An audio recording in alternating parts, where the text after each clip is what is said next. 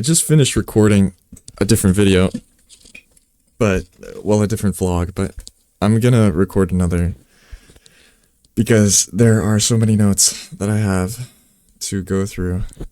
And also, it's been a while, so I kind of deserve this. Okay, Tanger's Approach. This is July 20th, 2025. So long enough that I'm not embarrassed. Long enough ago that I'm not embarrassed to talk about it now. But, okay, the reason I say that is because I don't want to approach girls anymore. I used to approach girls a decent amount. And I realized that it's just kind of a bit... Nah, you can approach girls. It's just not for me. For me specifically, I'm too picky. I have controversial views, and so it's very difficult for me to find someone who actually, especially a girl who actually agrees with me with those views. So yeah, when I say controversial views, I just mean conservative, just being more conservative. It's hard for me to find. I haven't found a conservative girl that I've been interested in. So if I'm going to randomly cold approach girls, I say cold approach, but I technically mean warm, but cold approach girls. If I'm going to randomly cold approach girls, the odds of finding a girl that is conservative, that would match with my values, that I would be willing to date, is decently low. On top of if the girl would even accept to go on a date with me in the first place. So, like, I'm filtering out, so that they filter out me, and then the ones who don't filter out me, I have to filter them out. So it ends up being like this filter into another filter, and then it ends up being just like very few people. Which at that point, it's like I'm putting a lot of effort into it. Well, I don't know if effort is the right word. I'm putting a lot of...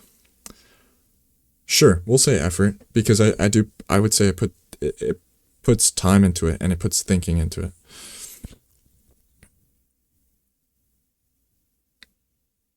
And motivation into it. So then you end up just having all of that work, all of that effort wasted. I mean, why are you just approaching this super liberal girl, super left-leaning girl? Obviously, you don't know that she's left-leaning. You don't know that she's super left-leaning, but why are you approaching her in the first place and then you find that out and she's not even, you don't even want to be dating her? But that's kind of the point of dates, is to get to know somebody. But I don't want to be putting so much effort into it where it's like, what else am I doing? You know, well, like, obviously I'm still doing different things, but it's come to a point where I could see how it could be consuming me, at least in thought, consuming me in thought. Yeah.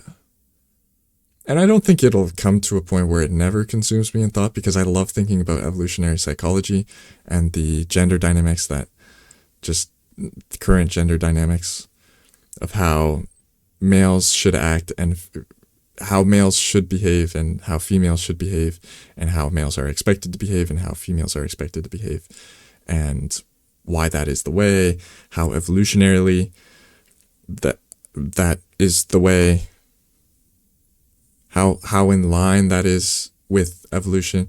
Just all of that. I just love thinking about that in the first place. And optimizing. I love optimizing.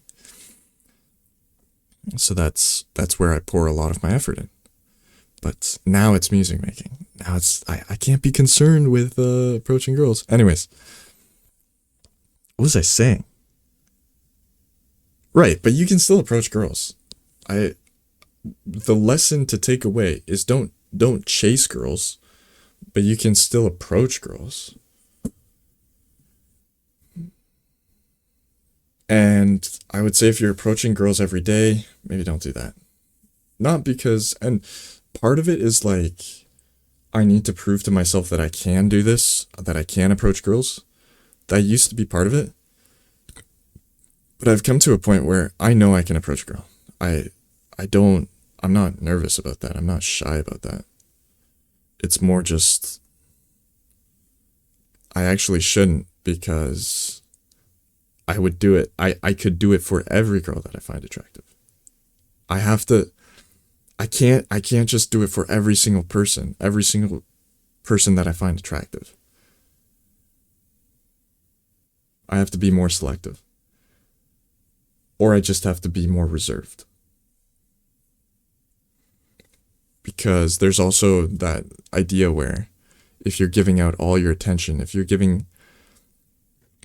if there's too much supply for something, then it devaluates the product. We'll say the product. And in this case, if I'm giving too much attention to girls, if I'm approaching too many girls, that devaluates my approach in the first place. So when I actually approach my girlfriend, it's like, oh, well, that doesn't mean anything because I approached however many girls before. There was no barrier to entry there. It was just, she's a girl that I find attractive, approach. Like that. It should mean more. It should be an honor. That's so... no, but it's true. It's true.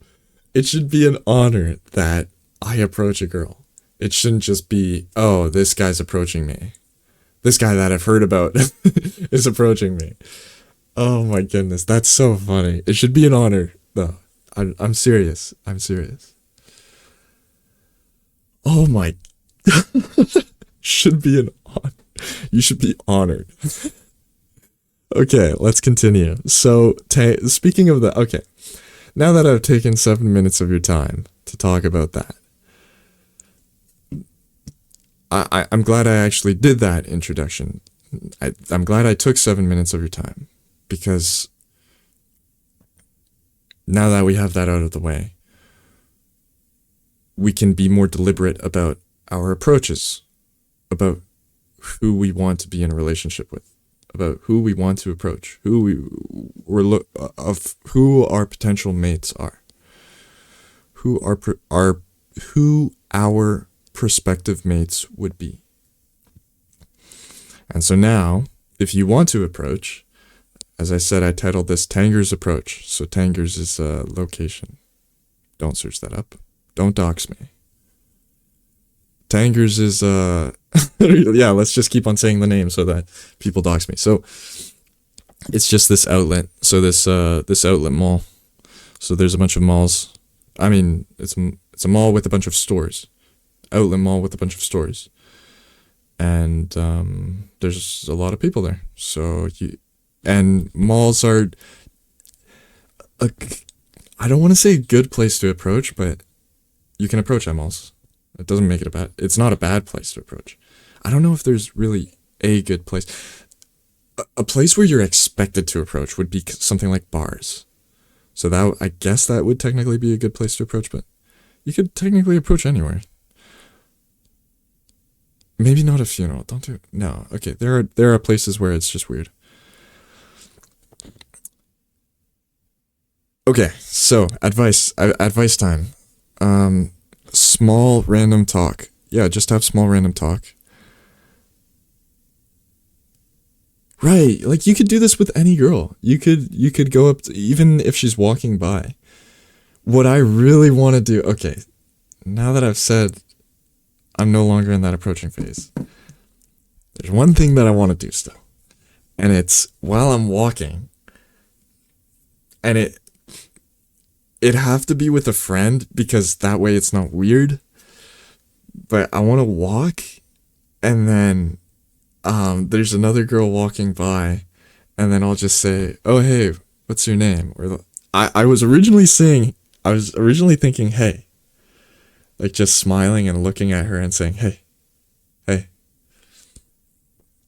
But if I was alone, that would be a bit creepy, unless she found me insanely attractive. Even then, still weird.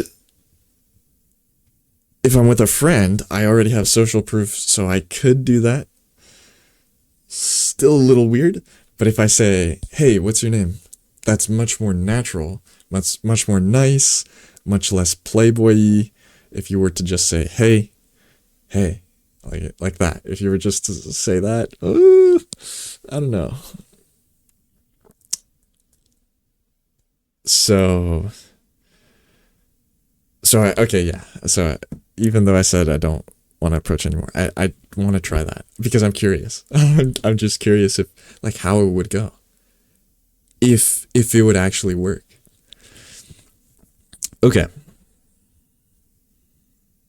So how would you approach then? What do you even start off with saying? "Hey, do you go to Carlton?" That was my first. That would be my first prompt. That would be my first thing to start a conversation. And this was originally, so the specific situation that I was thinking of was a situation that I was in with, where I walked up to the cashier, and the cashier was just checking me out, checking out the products that I had. So, "Hey, do you go to Carlton?" No. Like if she says no. So there's two scenarios. She says no or yes. There's not really much of an in between. If there's an in between, good luck. You can think of something, I hope, or just end the conversation. "Oh, okay. Well, I should go. Have a good day." Oh yeah, this is after she checks me out. Checks out my products. Why does that sound worse?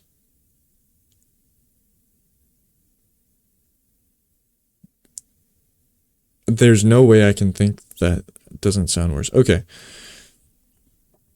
"Hey, do you go to Carlton?" Yeah, so like as you're leaving, you're just like on your way. "Oh, by the way, hey, do you go to Carlton?"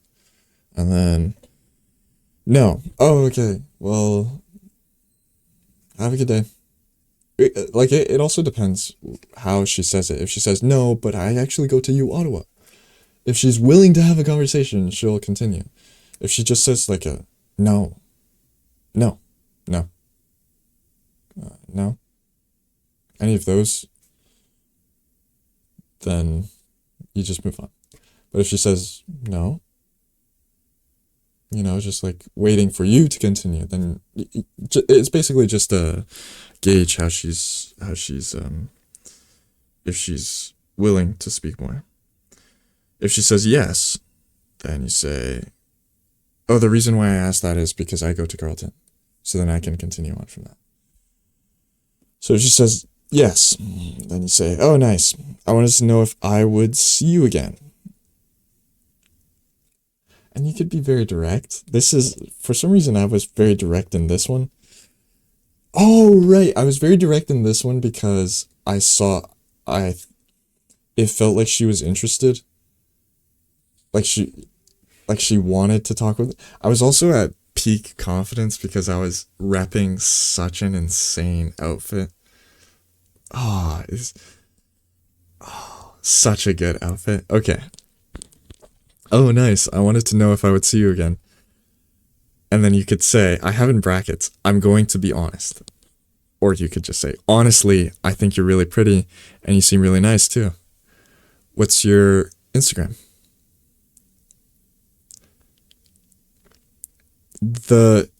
It's important to say really nice. You seem really nice, because really pretty, sure. That's good that you find a girl attractive and she'll be like, "Oh, he finds me attractive. That's very nice." Like, if a girl told me that, I'd be like, "Whoa, that's insane." Yeah, I'd love that if a girl told me that. But then it kind of put me on a pedestal, and I think I'm too good for her, maybe. No, I don't think. Maybe. Who knows? I think I have too many insecurities to put myself on a pedestal in the first place. So, but then when you say, so the second part, and you seem really nice too, and you seem really nice too, that indicates that you're nice and you're looking for someone who's nice. So regardless of whether she's nice or not, don't approach someone who's like awful and say, oh, you seem really nice. Well, like, use your own. I just Vulcan for intermission. What?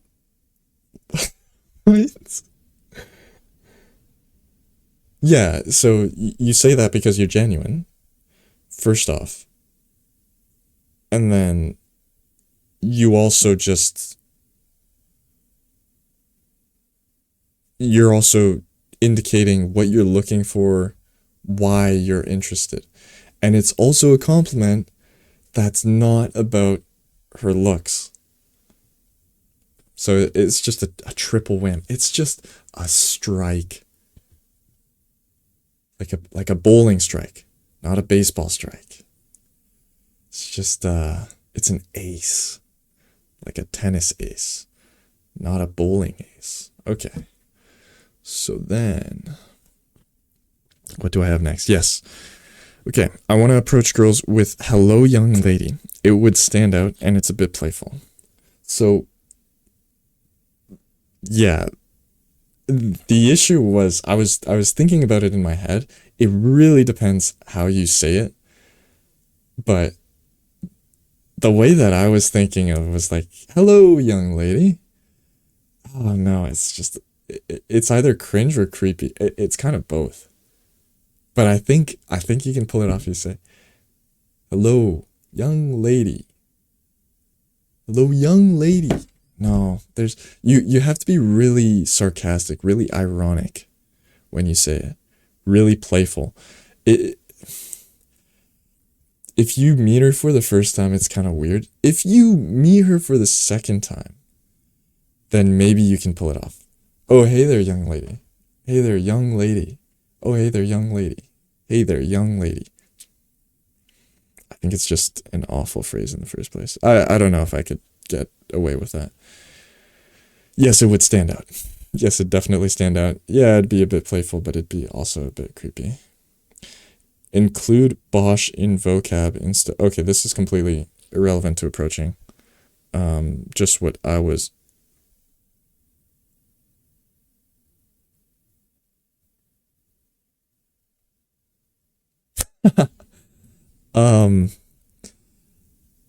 Yeah, I was thinking for a more playful vibe, if I include Bosch in vocab instead of bruh or damn.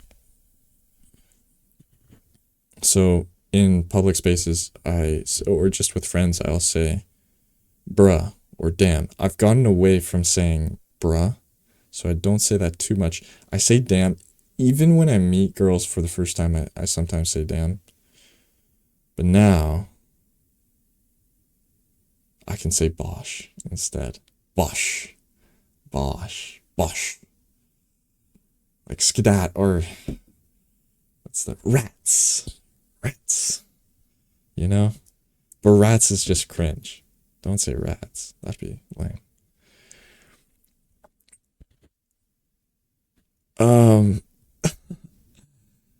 This is, I added these ones to know for texting.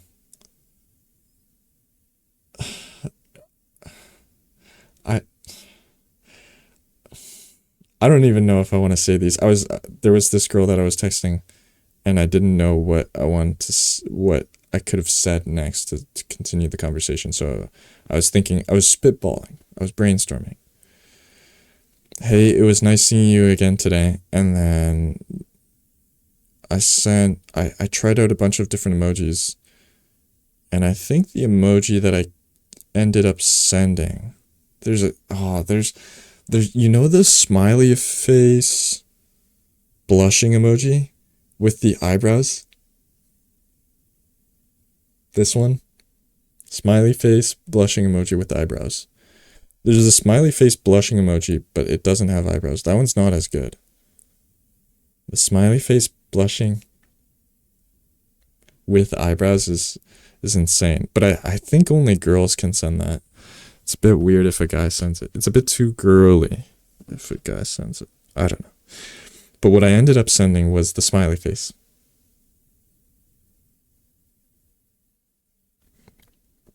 It's just the plain smiley face. Another text that you could send if you were wanting to start a conversation with a girl that you have already approached. What are you up to this summer? If it's obviously not summer, then don't say that. Are you on co-op for summer? If it's not summer, don't say summer. Obviously, like, you're not going to say, what are you up? Are you on co-op for summer? And it's the winter term. Like, what? Are you insane? What? Was that a typo? Have you been, okay, yeah. Have you been to, there's this beach that's in Ottawa. So you could say like, oh, have you been to this beach? I was thinking of going to this beach. What are your thoughts on it? Just basically get opinions on people, on what she thinks.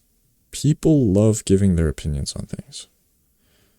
So if you can get her to, oh, and they love talking about it. That's kind of what I meant.